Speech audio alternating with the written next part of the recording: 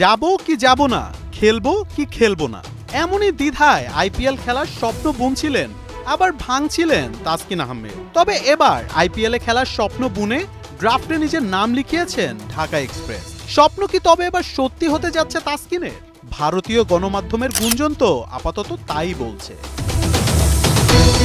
গেল আইপিএলে সর্বোচ্চ দাম 24,75,00,000 রুপি দিয়ে অজি পেসার মিচেল স্টার্ককে দলে নিয়েছিল কেকেআর। তবে আশার চোখে বালি ছুঁড়ে মেরেছেন স্টার্ক। বল প্রতি 6 লাখ টাকা নিয়ে স্টার্ক ওভার প্রতি রান দিয়েছেন 10.5-এর উপরে।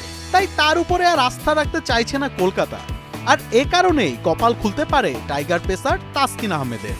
আইপিএলের সর্বশেষ আসরেও কেকেআরের হয়ে খেলার জন্য যোগাযোগ করা হয়েছিল তাসকিনের সাথে, তবে বিসিবি থেকে এনওসি না পাওয়ায় খেলা হয়নি। তাই এবার কি সুযোগ মিলবে টাইগার পেসারের? নতুন বলে দুর্দান্ত টাইগারদের পেস ইউনিটের নেতা।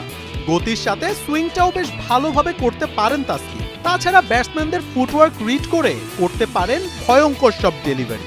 শুধু নতুন বল নয়, ডেথ ওভারেও বেশ কার্যকরী ঢাকা এক্সপ্রেস। ইয়র্কারের সাথে বাউন্সারটাও হতে পারে ব্যাটসম্যানদের চোখের কাঁটা। এক্সট্রা ট্যালেন্ট হিসেবে লোয়ার ওয়ার্ডারে ব্যাটিংয়ে নেমে ছক্কা মারায় নিজেকে করেছেন আরো ডিজার্ভিং।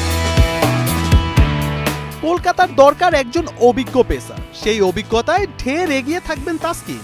একবার তো ডিরেক্ট সাইনিং এ তাকে দলে নিতে চেয়েছিল লখনৌ সুপার জায়ান্ট। তাছাড়া পাঞ্জাব কিংসেরও পছন্দের তালিকায় ছিলেন তিনি। 24 ও 25 নভেম্বর সৌদিতে বসতে যাওয়া দুদিন ব্যাপী আইপিএল এর মেগা নিলামে তাসকিনের ভিত্তি মূল্য রাখা হয়েছে 1 কোটি রুপি। বলিউডের বাদশা শাহরুখ খানের দল কলকাতা নাইট রাইডার্স হয়তো পাখির চোখই রাখবেন তাসকিনের উপর। তাসকিনের স্বপ্ন পূরণ আদৌ কতটা হবে তা জানতে চোখ রাখতে হবে সৌদির মেগা নিলামে।